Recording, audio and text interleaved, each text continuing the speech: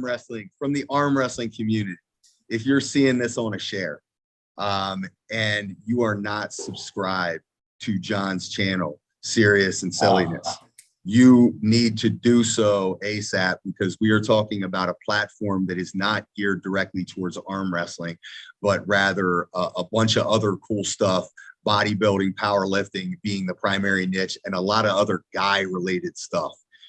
He's found our sport, and he has really, really gone out of his way to not just get involved in our sport and promote it, but he's also doing a great job with promoting the women's arm wrestling as well, which I think is extremely commendable. So if you're watching this podcast and you watched it to the end, please hit like and subscribe. We got to support the people who are supporting us from the outside.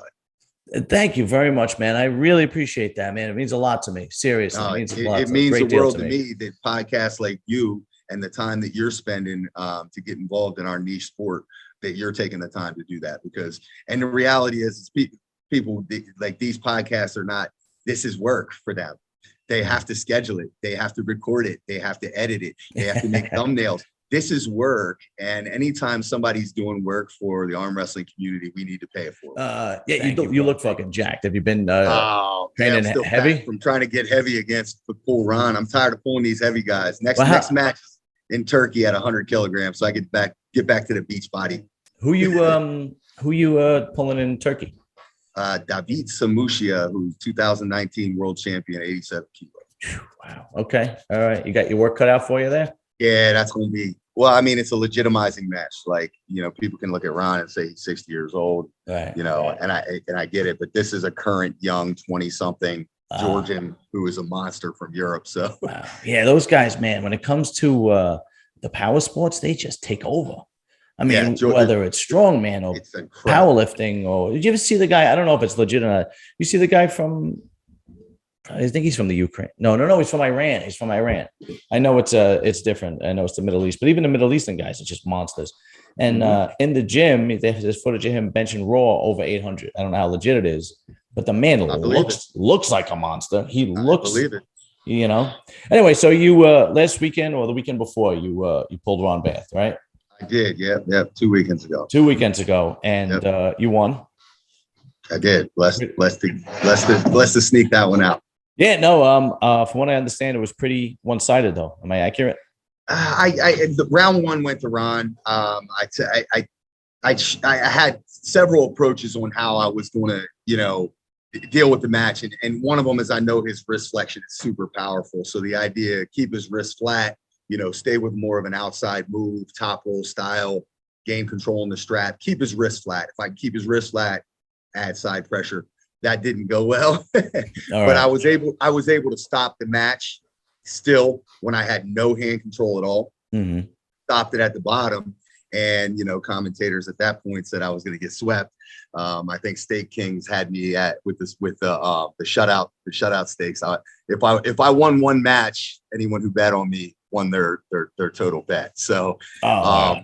Yeah. So, I shifted approaches and the one thing I'd trained with Ron in the past in Maryland, and we'd done a good bit of strap work and stuff, but we never went inside in the hook that day at all. So I've been really working on that. And that was kind of where I felt the most comfortable against John. I just didn't have enough downward pinning pressure to be able to pin and kind of take over John's pronation. His pronation was too much. Mm-hmm. So in my camp of preparation with Storm Chelino and Dave Morocco and all the guys I'm blessed to work with, that pinning pressure was a big point, as well as holding pressure here. So a lot of arm work, but even more downward rotation. Mm-hmm. And I do think that was kind of the difference maker in the match. Okay. And then how did it go? You swept after the first one? Yeah, after the first one, I tried to keep my hand a little bit in the first one, but I kind of felt I didn't have enough control. I had enough control to hold the match there, but holding the match there wasn't going to give me a pin. Mm-hmm. So I kind of laid that one down and readjusted my setup for a little bit more depth in the hand. Mm-hmm. And at that point, I was able to get stops close to neutral and bring it back. Second round, when I was able to stop that and get enough little supination, I had a little spike of confidence there. Okay. So yeah. Things after that, it was I won the next three. But Ron, to be fair, Ron was 5 weeks after coming back from Turkey, where he pulled Zurab, who's a world champion from Georgia as well. And he had an absolute screamer. I don't know if you saw that match, but it was the best match of that card over there in East versus West. And it was just like a death war, super long and like grueling. So I can only imagine that his preparation for me was hindered in some sense. Yeah, and I mean, and props to him. He's 60 years old and he's still doing it. He's still doing it, and he's still a force to be reckoned with. He's a stud, unbelievable stud. Like his physical condition is unreal, and that's the beauty of the sport. I mean, you can have guys like so many of the American elites, John Brzenk, Todd Hutchings, and then even if you go down the line as far as Michael Todd and Devin Larratt, all these guys are in their late 40s or older. Yeah, I mean, Todd and John are in their late 50s, around 60, and we're still seeing them going overseas and beating or competing with current world champions. Yeah, it's amazing. They are true athletes, man. They, when people say old man strength. Yeah, it's real. Yeah, it really is. Real. Yeah, we talked about it in practice the other day, and one of my, Dave Morocco's like kind of my mentor in the sport, older gentleman, also in his late 50s, and he talks about like mature muscle fibers and mature connections. Like he said, Ron, he always talks about Ron. Ron's the common denominator, because Ron has never been inactive, where John has taken time off, and where Todd Hutchings kind of started in his late 30s. Ron started in his 20s. Ron's got 40 years of arm wrestling. Wow. He's got 40 years of connectivity with really no breaks. So Dave always talks about those mature connections. Like when you have just been doing it and all that connected tissue has been engaged for 40 straight years. Wow. That's you're going to develop a different level of, and it's nothing like any other sport, because, with these more, I don't know, I didn't know how to quantify it, but like football, basketball, the mainstream sports, they're a little bit more traumatic on the body as a whole. Yes, 100%. Yeah. Arm wrestling's so specialized. You can have elbow pain, you can have shoulder pain. There's only a certain amount of injuries. And if you can keep yourself healthy, I think that there is a true level of you can get stronger connectivity wise, and you're also always going to progress technique wise. Okay. Yeah. I don't know if but there's similar things happen in powerlifting, and Bill Gillespie is a powerlifter, and it was just broken by a younger man named Jimmy Cobb, but Bill Gillespie broke the bench press world record at 62 years old, and he benched 1129. He's unreal. 62. Yeah, it was amazing. So yeah, it is real. And he actually said the same thing you did. He's been doing it for 50 years. And, he basically has his technique down pat. Yeah. All your connections there. I mean, what is it, and especially any strength driven sport where you're moving in a certain plane. Once you get that muscle memory in place, and then you create that connectivity where it's just second nature, how much strength gain do you need for you to really improve? Probably less than you did early on when you didn't master the form and all the technique. Right. Now, compare what it was like versus Ron Bath versus John Brzenk. What was the difference? Again, Ron was more offensive. So on the go, Ron was initiating. So I chose to be more reactive against Ron to get where I needed to get. Whereas John was setting up static and really allowing me to initiate my position. But in doing so, John pulling in a defensive perspective, working that rotation through his wrist, him being able to bring his shoulder back when I'm trying to go in, allowed him to control center. And he felt just so strong statically here. And then that rotational defense was just way too much. Whereas Ron was more offensive. He's rotating also, but he's doing it while dropping his body. So it was a way different feel. I don't know what the strength, the power difference was. I don't know if there was any at all. Really, it was just John taking the defensive approach and Ron taking the offensive approach, and then John having that one or two components that were just better. I see. Okay. I mean, and John he's a beautiful, he arm wrestles beautifully. He just takes you out of your lane. He just neutralizes so much. There's so little access to where you want to be. Yeah. And what do you think? What do you think was his drawback when he won against Devin then? I think Devon's just too strong. He's just too big. Devon's too big. Yeah. The version of Devin that we're seeing right now, we've seen John and Devin go back and forth multiple times. Mm-hmm. We've also seen an outing with Devin and John where it was very similar. And I don't know the year because that's prior to my time. Yeah. But there was a very, very dominant performance that Devin had against John that John even said in a podcast was, he was asked the question of like, what was your most regrettable or embarrassing moment in arm wrestling? And he pointed to that Devin outing. I think he got 6-0'd in that one. But we've also seen John come back and beat Devin. So I really think it's more about John being on his comeback tour and Devin being possibly at his peak in his prime. Mm-hmm. And I thought Devin absolutely controlled the setup. Like he just controlled and bullied the setup. Yeah. Like it was tough to watch. It was it was. I don't mind shit talking. We talked about this, I think, the first time I interviewed you. I don't mind shit talking, but when you shit talk a legend when he's down, that kind of got to me. You know what I mean? Like the last match when John's just about done and he continued to shit talk. I mean, afterwards, I know they hugged, but to me, there's no reason for it, especially when you're talking to a legend across from you. You know what I mean? Right. I'm 100% with you. I'm 100% with you. I mean, everybody has their own approach. Devin's like a master at these mind games. Like, absolutely. Travis Bajent was like the first to do it. Devin's taking it to a whole nother level. Me personally, if me having the opportunity to pull John, if I would have beat John, I would have bowed to John the same way as losing to him. But that's just me. And I also haven't been around where at that competitive level as long as some of these other guys. When you're top of the food chain and you're two lions, I guess different approaches. Yeah. But, it's like you're more like speak softly and carry a big stick, right? That's the idea. And I mean, everybody can take their own approach. Right. We talked about like the mental games, things of that nature. I arm wrestle better when I have a little bit of internal anger. But I also arm wrestle well when I have a clear head. So there's like a thin balance, and I'm not the type of person that's going to go and manufacture anything to motivate myself. I'd rather just treat it like a gentleman's sport and try and be a gentleman. Every once in a while, that competitiveness comes out and you flare up a little bit, but as long as it's controlled, it's natural, right?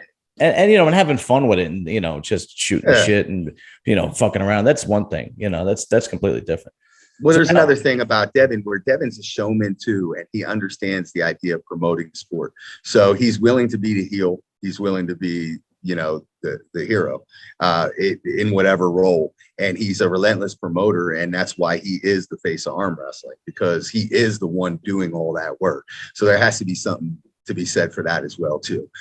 He's putting himself out there, and he's taking different roles on. Depending on his opponent, number one, to give himself the best opportunity to win, but number two, to also promote the sport.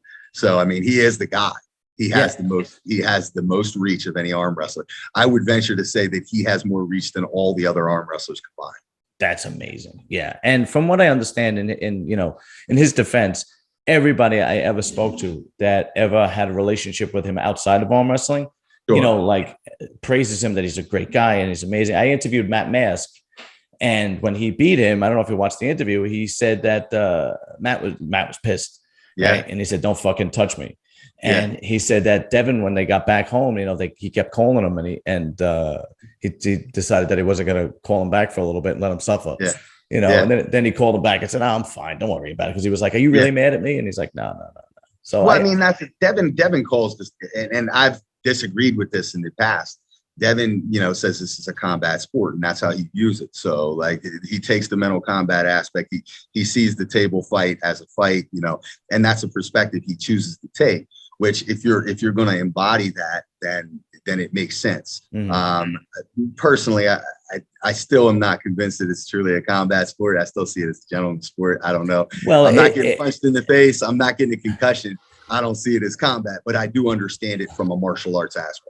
But you were in a combat sport for a long time, and you still are. You're just coaching it, and you understand the difference. Sure. Yeah, there's a huge difference. I mean, don't get me wrong. I'm sure that I can't. I would if I was a prize fighter. I wouldn't be able to sit and hang out and drink a beer with somebody right before we arm wrestle. You could do that in arm wrestling. Right. But it's funny too, man. It's for real. Really, and we talk about it in football.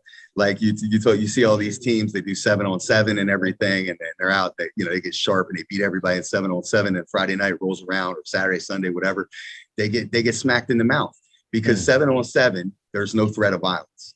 You know what I mean? So when that alpha dude is out there and somebody runs their mouth, next play you got to line up against this guy. And there's a threat of violence there. Arm wrestling is there, to me, there's no threat of violence. So it's really how much you buy into all the extra stuff. Right. So, I mean, to me, that's the separating factor. There's no violence that can really happen aside from maybe an injury, a broken arm or a torn bicep, which your opponent can't really control anyway. That's largely on yourself where you choose to be. To me, there's no real violence. All right. But so I agree completely. I'm going to ask you two more questions, and I'm going to let you go. How do you think Devon's going to do against Lavon? I'm rooting for him. Yeah, I think that Devon's doing everything in his power to be the biggest, strongest version of himself. I think that if we see Lavon win that, we know that beyond a shadow of doubt, now adding American arm wrestlers into his list of wins, that he is simply the strongest, not just the strongest, but also the best. Because he is versatile as well. But I think that Devon is on a mission right now to prove the world wrong. So I'm rooting for him, man. How can you not root for the North American? Yeah, exactly. I think he's a great dude, but when you got a guy that, you got a lanky Canadian against a 430 some odd pound, gorilla. That's what he looks like. Unbelievably, how can you not root for the David and Goliath? Yeah, right. I couldn't agree more. So now, tell me about how you got this match in Turkey set up. Oh yeah, so East versus West. Engin Terzi reached out to me on a couple of his prior events, and we were mid-COVID times and everything. Questions about travel, my schedule, and stuff. So he had originally offered me matches, I guess twice, and I couldn't make the dates. So after, I guess I actually booked that match before the Ron Bath match, but he offered me David Samushia, who's I think a 2019 WAF world champion at 87 kilos. It's interesting because prior to the Ron Bath match, I was communicating back and forth with Engin. I asked for what's a weight cap. So I've been floating higher in weight than I would like to. Because my opponents have been bigger in Ron and John. So I was looking for an opportunity to cut some weight for the summer. So he said 95 kilos, which is 209. I'm like, sweet. So I get to pull this 87 kilo guy. I'm like thinking, all right, maybe he's going to say 90 and I got to go 198. Then my wife's going to be mad because I'm going to be mean because I'm cutting too much weight. But he says 95, and I'm like, this is awesome. I said, well, what's the beat going to come in? He said, well, he's probably going to come in above 90. So he's big also. He just won his title at 87, I believe. Okay. So then a week later, Engin texted me back. He said, I think after talking to the Georgian team, we're going to raise the weight cap for you to 100 kilos. And I'm like, wait, what? I was wanting to be 209. Wait, what are you trying to say? Am I going to get smashed? Yeah. And that was the implication. Was I needed to be 100 kilograms to compete with this 90 kilo guy. So I said, I'm not going to look a gift horse in the mouth. I'll just take it. I'll be 220, whatever. I'll walk in. Maybe I'll be a little lighter. Who knows? Wherever I feel good. Well, how tall are you, Paul? And then I'm just a hair under 6 foot. Okay. So you're a relatively tall dude. Okay. Yeah. I mean, my body wants to be 215. If I push it to 225, I start getting soft. You know what I mean? I like this summertime. I want to stay around 215. I hear you, bro. I hear you. Anyway, so after the Ron Bath match, I get on the fix and with Engin, and Engin goes, I don't know if we should have left it at 95 if you're beating Ron. So the interesting part was that the match that hit David's training partner Zurab is who Ron had the death war with. And Zurab edged it out 3-2, I believe, or 4-2, whatever the final was. And after beating Ron, it gave me a little bit of boost of confidence and a little bit of credence. The good news with this match is this guy's also an inside arm wrestler. I can go outside too, but I think my strength is inside. So I most likely will have the opportunity to test myself at a world level elite from Eastern Europe, where I feel most comfortable. So that to me is why it's a very motivating match for me.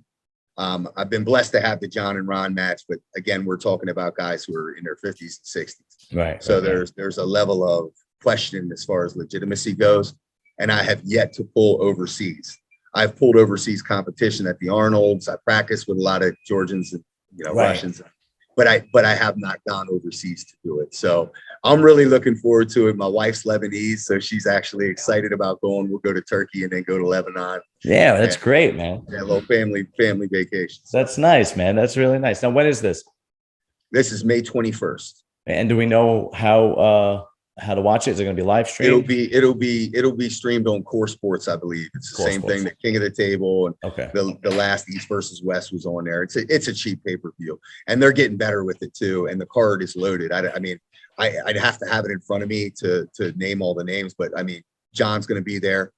Michael Todd's got a match. Marcio Barboza. It's basically most of the card is the United States versus Georgia. Plus some other really good Eastern Europeans. Yeah, there's a King of the Table this weekend, right? Yes, that's Larry's whole thing. We're going to see Alex Kurdecha versus Dave Chafee. We're going to see Larry versus Khalid. We're going to see Sarah Bachman versus Gabby. Yeah, which is mega, and that is like I'm so interested to see that one. Me too. Yeah, and then we got Wagner Bortolato versus Hermes Gasparini left arm. Wow. Okay. Very cool, man. Yep. Listen, Paul, once again, thanks a lot, bro. I really appreciate you coming on, and best of luck to you. Well, I'll talk to you before May, definitely. And let me give you a quick plug here before we hang this up. Guys, from the arm wrestling community, if you're seeing this on a share, and you are not subscribed to John's channel, Serious and Silliness, you need to do so ASAP, because we are talking about a platform that is not geared directly towards arm wrestling, but rather a bunch of other cool stuff, bodybuilding, powerlifting being the primary niche, and a lot of other guy related stuff. He's found our sport, and he has really, really gone out of his way to not just get involved in our sport and promote it, but he's also doing a great job with promoting the women's arm wrestling as well, which I think is extremely commendable. So if you're watching this podcast and you watched it to the end, please hit like and subscribe. We got to support the people who are supporting us from the outside. Thank you very much, man. I really appreciate that, man. It means a lot to me. Seriously, it means a lot. It means the world to me that podcasts like you and the time that you're spending to get involved in our niche sport, that you're taking the time to do that, because, and the reality is people like these podcasts are not, this is work for them. They have to schedule it. They have to record it. They have to edit it. They have to make thumbnails. This is work. And anytime somebody's doing work for the arm wrestling community, we need to pay it forward. Thank you, brother. Thank you so much.